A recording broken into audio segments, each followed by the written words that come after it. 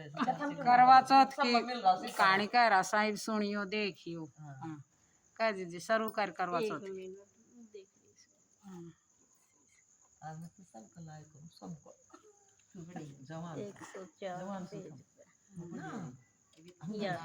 हाँ कहो करवा चौथ की कहानी सुनो। बोलो चौथ माता की जय। एक साहूकार था। हाँ सुनो कुछ ले लो। एक साहूकार था। हाँ। उसके 7 बेटे और 1 बेटी थी। हाँ। सातों भाई बहन साथ बैठकर खाना खाते। हाँ। एक दिन कार्तिक की चौथ का व्रत आया तो भाई बोले कि आओ बहन जी मिलें। हाँ। उनकी बहन बोली कि भाई आज करवा चौथ का व्रत है इसलिए चांद निकलने पर जीमूंगी। हाँ। तब भाई बोले कि क्या हमारी बहन भूखी रहेगी। हाँ। तो एक भाई ने दिया लिया और एक ने छलनी ली।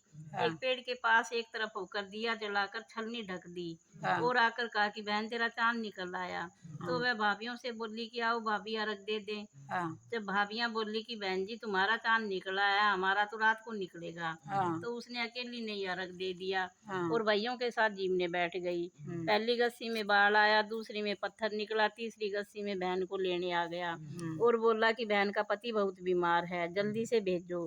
तब माँ बोली कि साड़ी पहनकर ससुराल चली जाओ और सोने का टका पल्ले में बांध दिया और कहा कि रास्ते में कोई भी मिले उनके पैर छूती जाइयो और उनका आशीर्वाद लेती जाइयो। सब लोग रास्ते में मिले और यही आशीर्वाद देते गए कि ठंडी हो, उम्र करने वाली हो, सातों भाइयों की बहन हो, तेरे भाइयों का सुख मिले।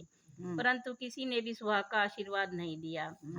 ससुराल में पहुंचते ही दरवाजे पर छोटी ननद खड़ी थी तो उसने उसके पैर छुए। ननद ने कहा कि शील सुपुत्री हो, 7 पुत्रों की माँ हो, तेरे भाइयों का तुझे सुख मिले।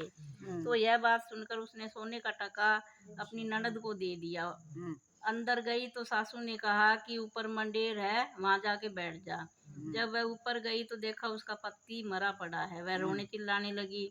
उसकी सासू दासियों से कहती है कि वह ऊपर पड़ी है उसको बची हुई रोटियां दे आओ। इस प्रकार मंगसेर की चौथ आई और बोले कि करवे ले लो, करवे ले लो, भाइयों की प्यारी करवे ले लो, दिन में चांद उगानी करवे ले लो, ज्यादा भूख वाली करवे ले लो।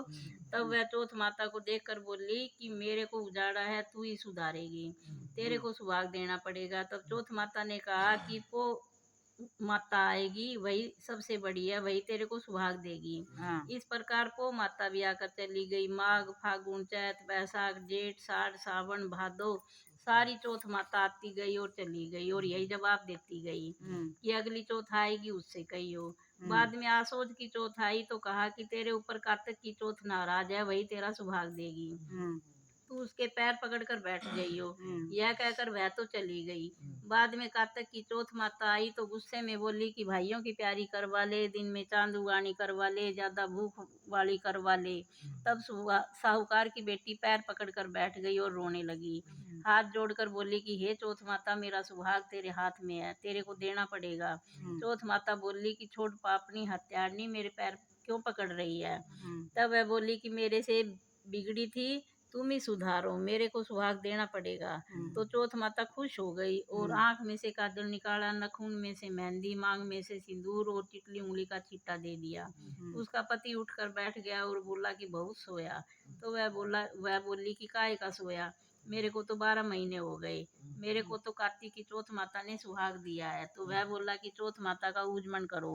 उन्होंने चौथ माता की कहानी सुनी, खूब सारा चूरमा बनाया, दोनों आदमी औरत जीम कर चौपड़ खेलने लगे। नीचे से सासू जी ने रोटी भेजी तो दासी ने आकर कहा कि वे दोनों तो चौपड़ खेल रहे हैं। सास देखकर खुश हो गई और देखकर बोली कि क्या बात हुई। तो बहू बोली मेरे पे चौथ माता टूटी है। और यह कहकर सासू जी के पैर छूने लगी और सारी नगरी में ढिंडोरा पिटवा दिया कि सबको चौथ का व्रत करना चाहिए।